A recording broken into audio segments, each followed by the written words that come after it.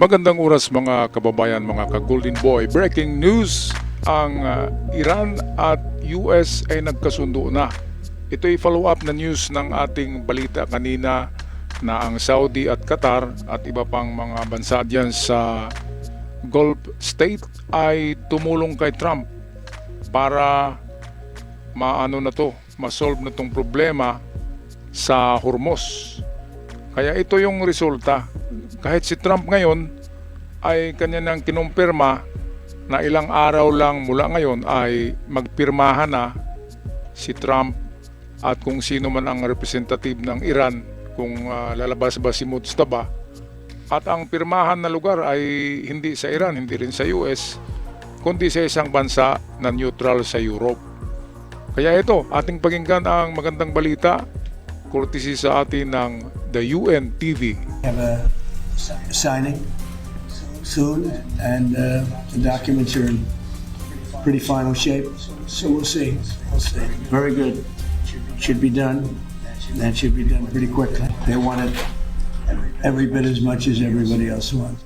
Buo ang paniniwala ni United States President Donald Trump na matatapos na ang gyera nito sa Iran kasunod ng pagsasapinal ng kasunduan na inaasahang malalagdaan na sa susunod na mga araw. Inanunsyo na rin ni Trump ang lugar kung saan posibleng gawin ang pirmahan at ito ay sa isang bansa sa Europa.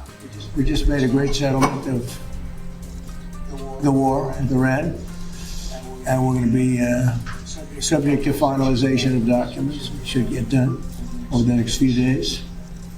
Probably have a signing maybe in Europe, and it's a great thing. Ito aniya ang dahilan ng pagkanselan niya ng ikalawang malakihang pag-atake.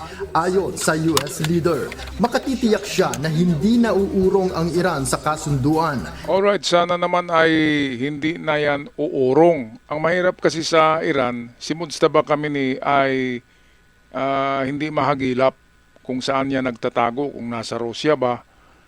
Ngayon itong kanyang mga disipulo, yung mga opisyalis, ay kanya-kanya din ang pahayag. Merong nagpahayag na hindi raw pipirma ang Iran, meron ding nagpahayag na okay na sa susunod na ilang araw lang ay magpirmahan na. Kahit si Trump, makikita natin sa mukha ni Trump yung kanyang pagsalita na matuloy na nga ito na yung final na kasunduan.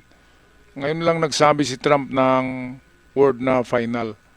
Kaya sa palagay ko ay meron na talagang kasunduan si Trump tsaka si Mujtaba Khamenei, ang Supreme Leader. Ang problema nga lang ay itong mga opisyalis. Dakdak ng dakdak eh.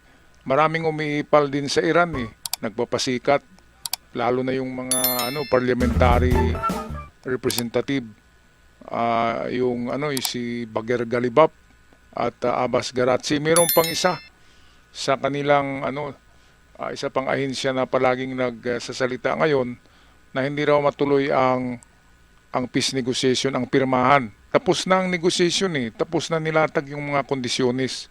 Ang kailangan lang talaga ay pirmahan. Kaya nga, nang tumawag ang Prince of Saudi, ang prinsipe ng Saudi at Qatar, tumawag kay Trump, na tigil mo na ang pagbomba kasi okay na. Papayag ng Iran. So, tinigil ni Trump. Kung hindi yung tinigil, naku, ang dami na namang mapupulbos na infrastructure sa Iran. At sabi nga ni Trump ay kung makabangon ng Iran mula ngayon, ay aabutin ito ng pinakamabilis 20 years para maibalik niya yung dati niyang itsura. Dahil di ba, nagiging graba ang mga building nagiging graba, nagiging buhangin dahil sa bomba. At siyempre, matagal makatayo yung mga tao. Maliban na lamang sa gobyerno, di ba? Kasi malaki ang kita ng ng langis. So pwedeng makakabangon kagad ang Iran ng 20 years pataas magmula ngayon. Pero si Trump ay may may plano. Tutulong si Trump sa pag-rebuild ng Iran gamit yung mga frozen assets at yung hiningi niya na hati niya sa langis diyan sa Kharg Island. Ay siyempre, si Trump ang nanalo eh. Hindi niya ginalaw yung langis. So, meron na siyang porsyento ngayon. Ganun talaga kapag matalo ka sa giyera. meron talagang kukunin sa iyo yung nanalo. Katulad ng ganyan, ng langis na pagkagaling ni Trump talaga, strategist eh. Alright, balik tayo sa UNTV.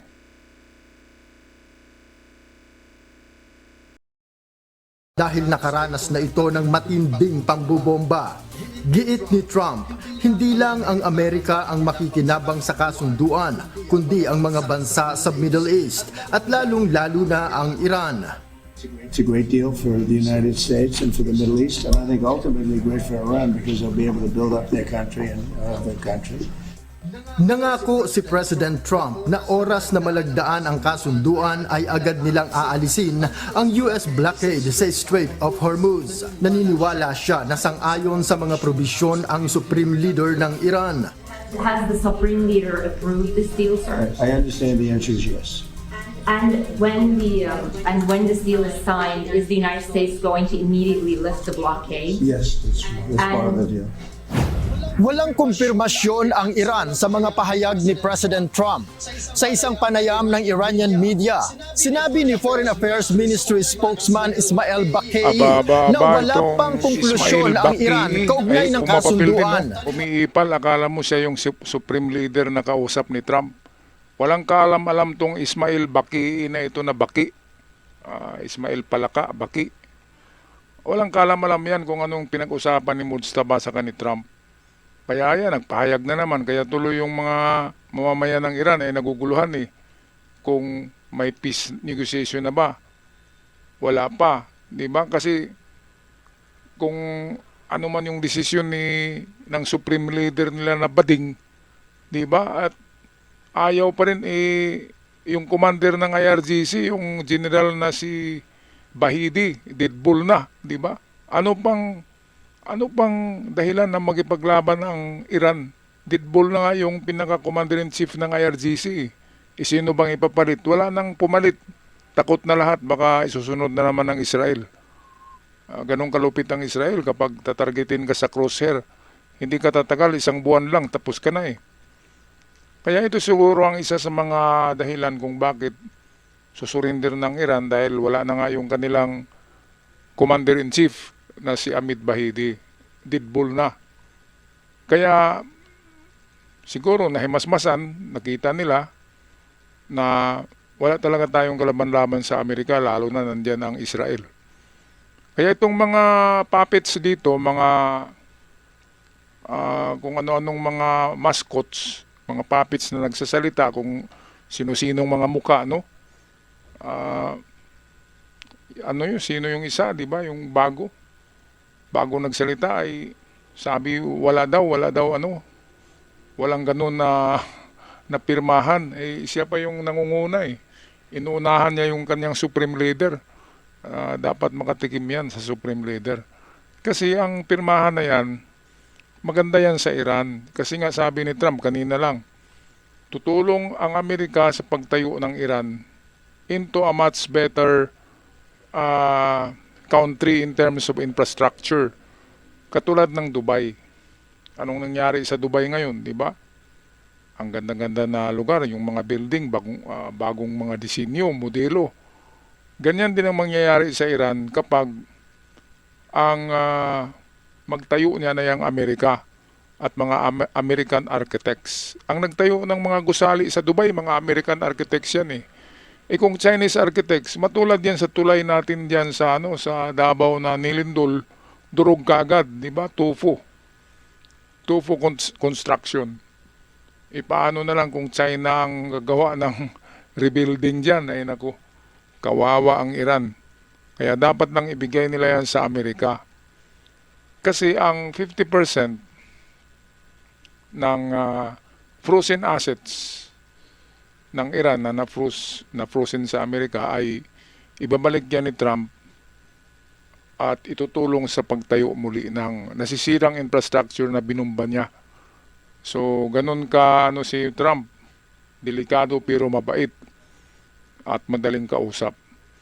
Okay, so tapusin na natin ang balitang ito.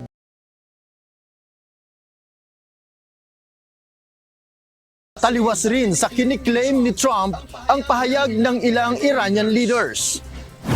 Mismong si spokesperson Bakay ay may makahulugang pahayag sa social media na tila sinasabing sino man ang sisira sa kapayapaan ay haharapin nila ng digmaan. Maugong rin ang balitang hindi inaprubahan at hindi aaprubahan ni Supreme Leader Mahatma Khamenei ang anumang probisyon nito. Sa pahayag naman ni Iranian Ambassador to Pakistan Reza Amiri Moghadam, taliwas ang ipinakita ni Trump sa sinasabi niyang peaceful settlement. Dagdag nito, kung iniisip aniya ni Trump na mapipilit niya ang Iran na pumirma sa kasunduan sa pamamagitan ng nangunguna pa dahas, sa pagsalita tong hindi tarantadong ito to, no? mangyayari. Ngayon ko lang nakita yung pagmumukha niyan tapos umiipal. Dalawa na kagad sila na nadagdag doon kay Abbas Araghchi at kay yung Bagir Galibab, 'di ba? Yung palagi ang nakikita natin na negotiator. At meron ng dalawa ngayon na nadagdag. Sana tamaan niya ng missiles ng ng Israel para madido na.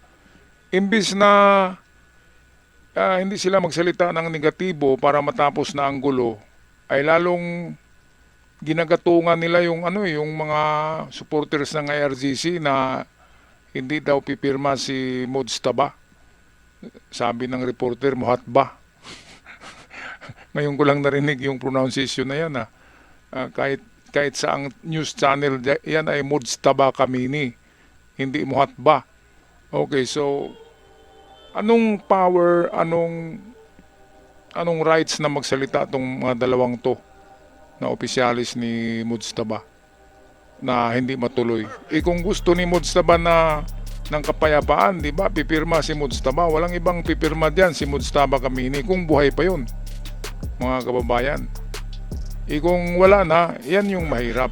Kasi kanya-kanya ng desisyon diyan Yung iba ay yung sa IRGC official, takot kasi ang mga yan na bibitayin niya ng mamamayan, kaya ayaw nilang susurinder. Kasi ang mamamayan ng Iran, yun ang maghusga sa kanila, kaya ayaw nilang sumurinder.